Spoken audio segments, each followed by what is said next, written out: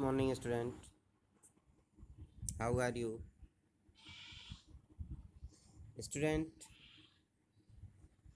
I hope that the history chapter 1 written work you all have completed. The exercises, question answer, fill in the blank, true, false, everything I have given you already. So I hope that you all will have completed. Now it is reading time. Student, first chapter is the importance of history. It is very interesting chapter because it could create interest about the history in you.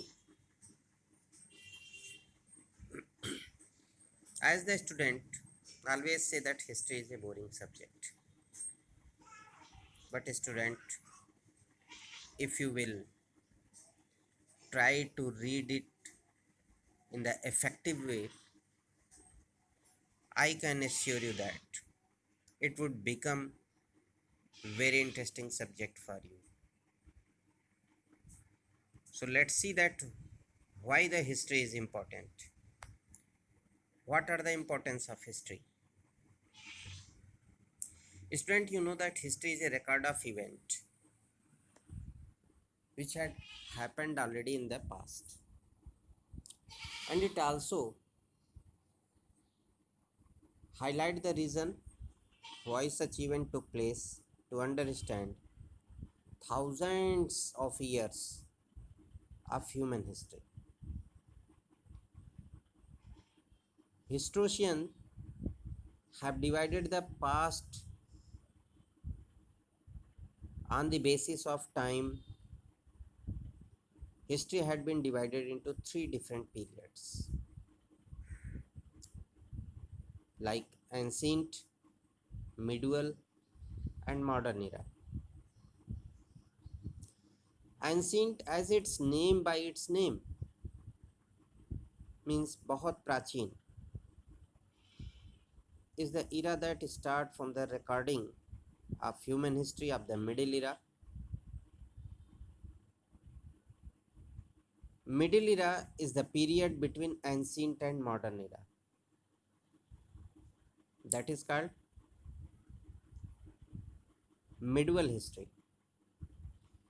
And modern history, as per some historians, start from the discovery of America, and as per Indian perspective,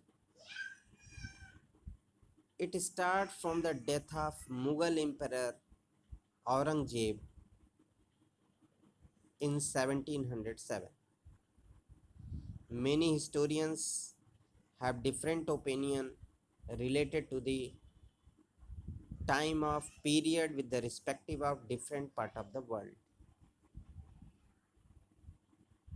The timing of ancient, medieval and modern is not same for whole the world. It may be different timing for the different countries.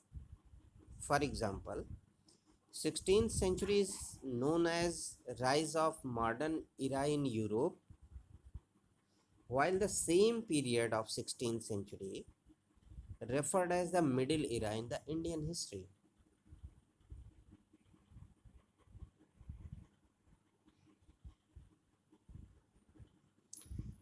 Now, see the detailed perspective of modern era.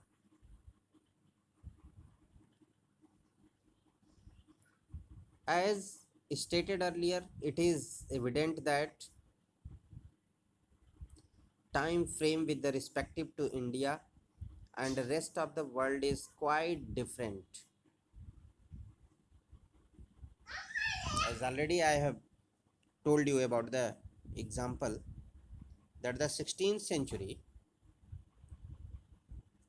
was a modern period for the European countries, and it was the medieval period for the Indian countries, India like countries.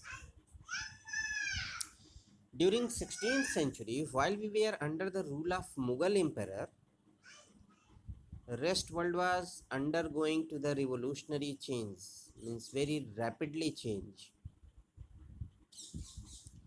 Like the country Turkey, Ireland, China, Germany, France, USA, and Russia are the example of such countries which were undergoing rapid change.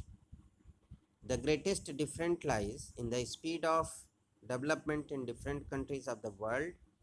While one part of the world was undergoing rapid civilization, other part of the world were still in their undeveloped state.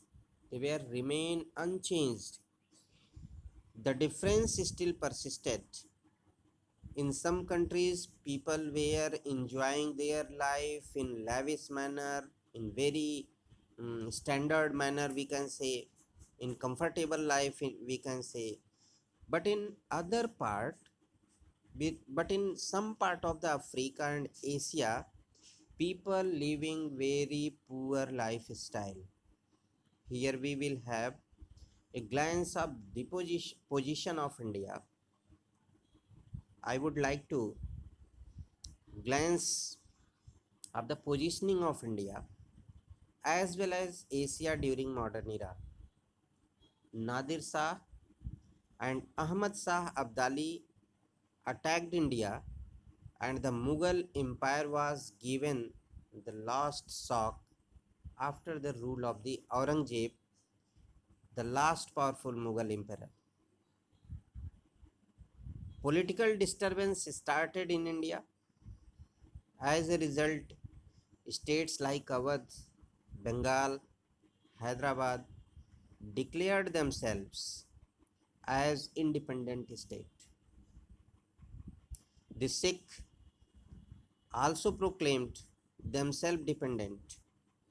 The Marathas became popular, but in 1701, under the Peshwa, they lost their strength, means takat, in the Battle of Panipat. Middle era India was full of resources. मध्ययुगीन भारत संसाधनों से भरा पड़ा था. Hence, business interest made the Portuguese, the Dutch, the French, and the British to establish their trading companies in India. Up to the middle era, the India was completely full with the many type of resources that attracted to the Asian countries like Portuguese, Dutch, French, and Britishers to establish their trading companies in India. The British and French were very strong and were rival in trade. They were economically strong and politically strong, and they were strong with the army too. After the Third Carnatic War, British emerged victorious and established their power in India. The Battle of Plassey and Buxar made the Britishers master of Bengal. Gradually, they took central part of India after occupying of the Bengal. Till now, the East India Company transformed from a trading company to a political power. The East India Company changed to itself from a trading company to the political power. The exploitative nature of company governance led to development of a common sentiment of public hatred against the Britishers. Now we will study about the colonization.